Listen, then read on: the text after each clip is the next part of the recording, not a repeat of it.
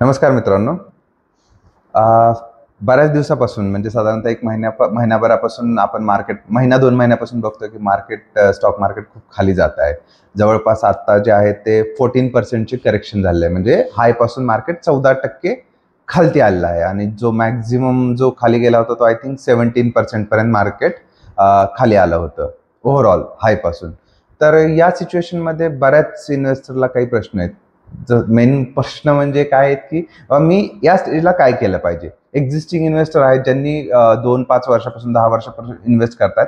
त्यांना हा प्रश्न आहे की मी इन्व्हेस्टेड राहू का, अजून पुढे काय होणार आहे मार्केट, माझा लॉस तर नाही ना होणार, किंवा मी जो आतापर्यंत प्रॉफिट मिळवलाय तो माझा मार्केट घेऊन तर नाही कमी होईल, प्रॉफिटचं लॉसमध्ये माझं कन्व्हर्जन होईल, किंवा मी थोड्या प्रॉफिटमध्ये तर आता एक्झिट केलं तर मी सेफ राहील माझा पैसा, किंवा जे आता रिसेंटमध्ये इन्व्हेस्ट केले ज्यांनी वर्ष 2 वर्षात ते तर मे बी मायनसमध्ये असतील. त्यांना हा कन्सर्न आहे की आता बाबा हा लॉस मी बुक करतो आणि मार्केटपासून दूर जातो.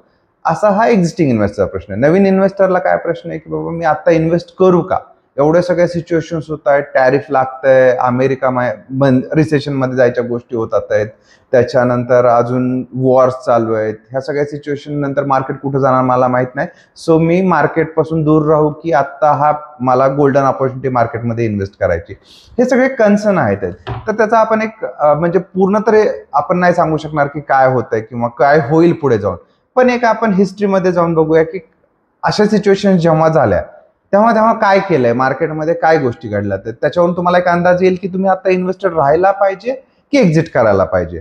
ठीक आहे. तर त्यासाठी एक एक्झाम्पल म्हणून मी सांगतो. HDFCचा एक इक्विटी फंड होता जो 1 जानेवारी आय थिंक 1 जानेवारी 1995 स्टार्ट झाला. त्याचं आता नाव HDFC फ्लेक्झी कॅप म्हणून ओळखला जातो. 1700 अराउंड त्याची NAV आहे. त्याच्यावरून तुम्हाला अंदाज येईल की 10 रुपयाला 1995 साली फंड सुरू झाला आणि आज 30 वर्षानंतर 2025 चालू आहे, तर 30 वर्षानंतर त्याची 1700, म्हणजे सरळ सरळ तुम्हाला दिसते की फंडनी ग्रोथ काय केली. 10 रुपयांनी स्टार्ट झाला. 10 रुपये तुम्हाला माहिती आहे की ज्यावेळेस नवीन फंड स्टार्ट होतो त्यावेळेस त्याची NAV 10 रुपये असते. आज ती 1700, म्हणजे किती पट तो फंड वाढलाय.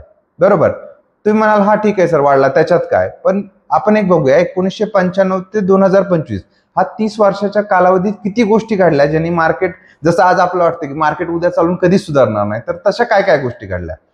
तर 1995च्या अराउंडच आय थिंक हर्षद मेहता केतन पारेखचा स्कॅम होता, पण तो आपण स्किप करूया कारण तो आय थिंक 92च्या आसपास होता, त्याच्यामुळे त्याला कन्सिडर नाही करता येणार ह्या फंडच्या लाईफमध्ये. तर आपण पुढचा बघूया की 2000 साली जगभरात .com बबल ज्याला म्हटलं गेलं तो प्रॉब्लेम झाला आणि त्यावेळेस market I think near around 15 ते 20% अराउंड करेक्शन झालं. मग त्यावेळी सगळ्यांना वाटलं होतं की नाही आता IT कंपनी कधीच नाही सुधारणार, काहीच नाही होणार याच्यामध्ये, पण झालं. त्याच्यानंतर पण मार्केट वाढलं. 15% करेक्शन आलं आणि त्याच्यानंतर वर्षभरात साधारणतः मार्केट कव्हर झाला आणि मार्केट वरती आलं. त्याच्यानंतर अजून एक मोठा 2004ला पण मार्केट करेक्ट झालं, पण त्याच्यानंतर 2008चा सगळ्यात मोठा प्रॉब्लेम झाला, तो म्हणजे subprime issue, lemon brother crisis. त्यावेळी तर म्हणजे असं वाटत होतं की मार्केट आता इथून पुढं कधी सुधारणार नाही. सबप्राईम इश्यू ज्यावेळी झाला अराउंड जानेवारीमध्ये तो फॉल स्टार्ट झाला, जानेवारी 2008ला, आणि तो ऑक्टोबर 2008 किंवा सुरुवातीला ऑक्टोबर 2009च्या सुरुवातीपर्यंत तो राहिला. तर त्यामध्ये जे मार्केटची करेक्शन होती ती जवळपास मला जसं आठवतंय तसं 30 ते 40% जवळपास मार्केटमध्ये करेक्शन झाली. त्यावेळी पण असंच वाटत होतं. सगळ्या इन्व्हेस्टरला तोच प्रश्न होता, मी आता काय करू. तिथून पण मार्केट 2010-11 पासून परत सुरुवात झाली. त्याच्यानंतर 2014ला युपीए गव्हर्नमेंट आणि NDA गव्हर्नमेंटमध्ये काहीतरी इश्यू झाला, त्यावेळी पण मार्केटनी बऱ्यापैकी करेक्शन दिली. ती करेक्शन आय थिंक 26%, 25 ते 26% आसपास करेक्शन होती. तर ह्या तर गोष्टी झाल्या. त्याच्यानंतर 2019चा आपण बघितलंय, कोविडमध्ये मार्केट किती खाली गेलं. ह्या सगळ्या गोष्टी घडल्या तरी पण मार्केट नवीन हाय बनवतच चाललंय. हे तर झाले की नॉर्मल जे आपल्या इथे प्रॉब्लेम झाले. अजून काय प्रॉब्लेम, जसं आपण म्हणतोय आता ट्रम्प सरकार वेगवेगळे टॅरिफ लावतंय, त्याच्यामुळे आपल्याला प्रॉब्लेम होतोय आणि भारताची इकॉनॉमी चालणार नाही. पण असं किती वेळेस झालंय. 1995 ते 2025 या 30 वर्षांमध्ये US मध्ये नाही म्हटलं तरी 7 वेळेस सरकार चेंज झालं असेल. प्रत्येक सरकारने काहीतरी नवीन पॉलिसी लावली आहे. त्याच्यामुळे भारतावर इम्पॅक्ट आला का, भारताची इकॉनॉमी थांबली का? हे जे प्रॉब्लेम आहेत ना, हे टेम्पररी प्रॉब्लेम आहेत, हे खूप जास्ती काळ नाही टिकत आहेत. कुठलीही गोष्ट, जसं आपण आता समजा हे आपण म्हणतोय की टॅरिफ लावले, आपण तेच सेम बघा, जीएसटी वाढला एखाद्या गोष्टीवरचा, गाड्यांवरचा जीएसटी 15चा 18% करतात, 18चा 20% केला, 28% केला, म्हणून गाड्यांच्या विक्रीमध्ये फरक पडला का? नाही, उलट गाड्यांची विक्री वाढत चालली. ह्या सगळ्या गोष्टी होतच राहणार आहेत. हे सगळे जे असणार आहेत गोष्टी, म्हणजे जे मार्केटचे करेक्शन्स आहेत, त्या टेम्पररी आहेत. तुम्हाला फक्त काय करायचंय, तुमचा जो रेग्युलर इन्व्हेस्टमेंट, म्हणजे जे तुम्ही एसआयपी करतायत, किंवा मी म्हणतो एसआयपी सोडा, एसआयपी 2 मिनिटं साईडलाईन करा, आणि तुम्ही जे डायरेक्ट स्टॉक परचेस करताय, ते फक्त स्टॉक तुम्ही व्यवस्थित म्हणजे जसं पेनी स्टॉक अवॉइड करा. जे ब्लू चिप कंपनी, ज्या लार्ज कॅप, ज्या वेल सेटल्ड कंपनी, त्यात जर समजा करेक्शन झालं, समजा 15-20% करेक्शन आली आहे त्या कंपनीत, त्यात तुम्ही इन्व्हेस्ट करा. मोनोपोली स्टॉक आहे तिथं, बीएससी आहे, कॅम्स आहे, त्याच्यानंतर केफिनटेक आहे, अशा स्टॉक्समध्ये इन्व्हेस्टमेंट करा.